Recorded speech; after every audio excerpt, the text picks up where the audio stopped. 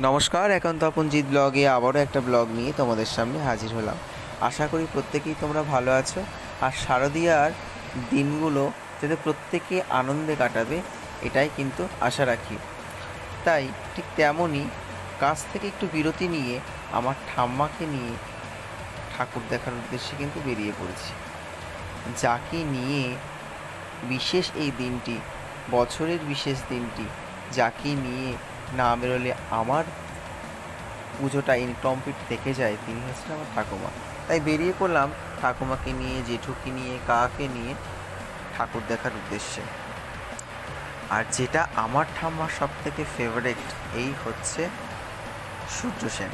প্রতি বছরই যাই দেখাস না দেখাস, আমাকে কিন্তু সূর্য সেনের ঠাকুরটা দেখাতে নিয়েই যাবে।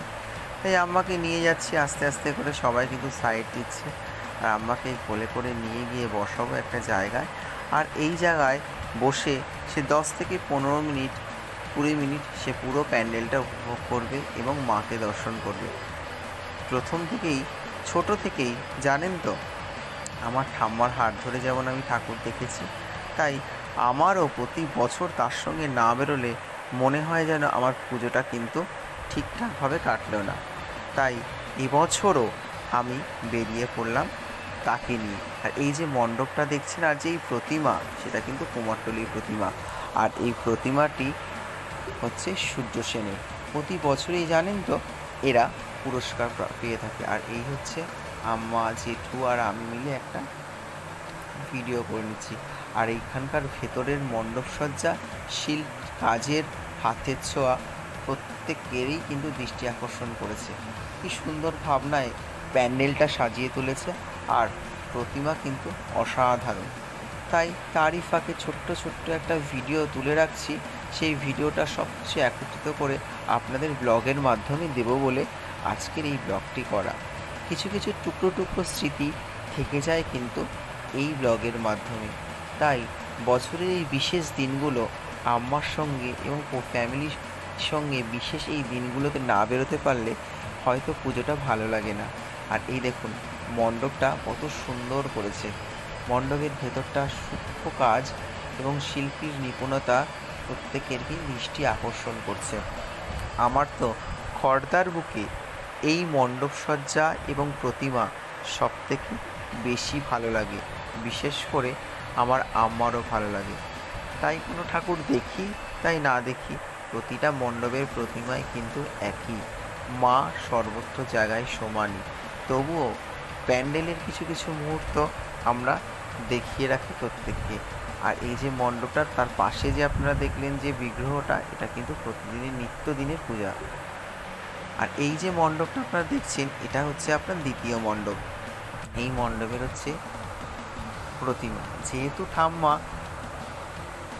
হাঁটতে পারেন না, তাই ওই রিস্কার মধ্যে বসিয়েই যেটুকু সম্ভব তাকে ঠাকুর দেখানোর চেষ্টা করেছি। আর এই যে সঙ্গে কাকা, আম্মাকে মণ্ডপে বসিয়ে আমরা পাশের যে ঠাকুরগুলো কয়েকটা আছে একটু পরিক্রমা করে নিলাম। আর এই হচ্ছে মিত্র মঞ্চের এবারের ভাবনা। ওপেন প্যান্ডেল তারা এবছর করেছে, তবে এখানকার প্রতিমাও কিন্তু খুবই সুন্দর হয়েছে। এর পরের মণ্ডপ সজ্জাও তোমাদের সঙ্গে শেয়ার করব, তার জন্য কিন্তু দেখতে হবে একান্ত আপন জিৎ ব্লগ।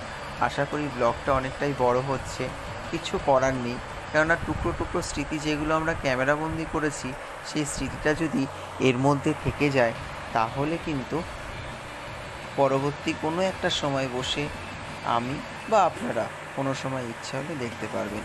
আর এই যে দ্বিতীয় মণ্ডপটায় আমরা যাচ্ছি, সেটা হচ্ছে কল্যাণনগরের ঠাকুর। আমি কাকা বেরিয়ে পড়েছি, আর জেঠু আর আম্মা মণ্ডপে বসে আছে। যে মণ্ডপটা ঠাম্মার বেশি প্রিয় সেই মণ্ডপে বসিয়ে রেখে, তা আমরা বললাম একটু তাহলে প্যান্ডেল ঠাকুরগুলো একটু দেখে আসি।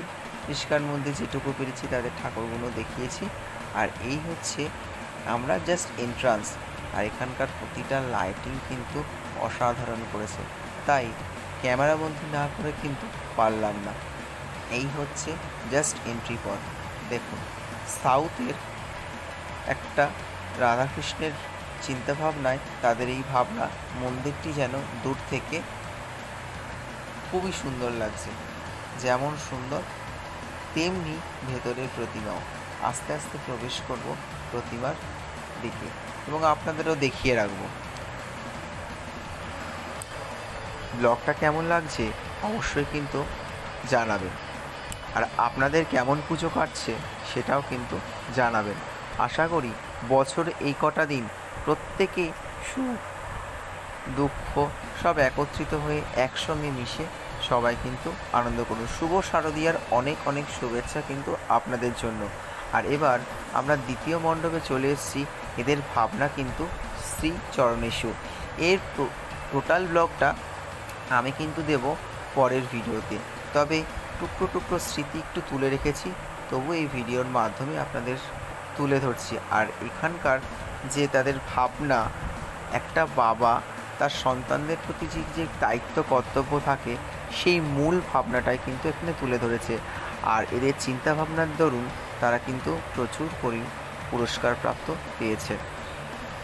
আমার তো এবছরের এখানকার থিমও খুব ভালো লেগেছে।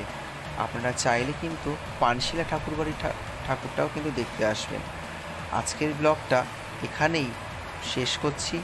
আপনাদের কেমন পুজো কাটলো অবশ্যই জানাবেন। ভালো থাকবেন, সুস্থ থাকবেন। আবারও দেখা হবে নতুন একটা দিনে, নতুন একটা ব্লগে। শুভ শারদীয়ার প্রীতি ও শুভেচ্ছা, ছোটদের ভালোবাসা এবং বড়দের অনেক প্রণাম আমার তরফ থেকে, আমার পরিবারের তরফ থেকে রইল। আবারও দেখা হচ্ছে কোনো একটা দিনে, কোনো একটা সময়, ছোট্ট একটা ব্লগে। ভালো থাকবেন প্রত্যেকে।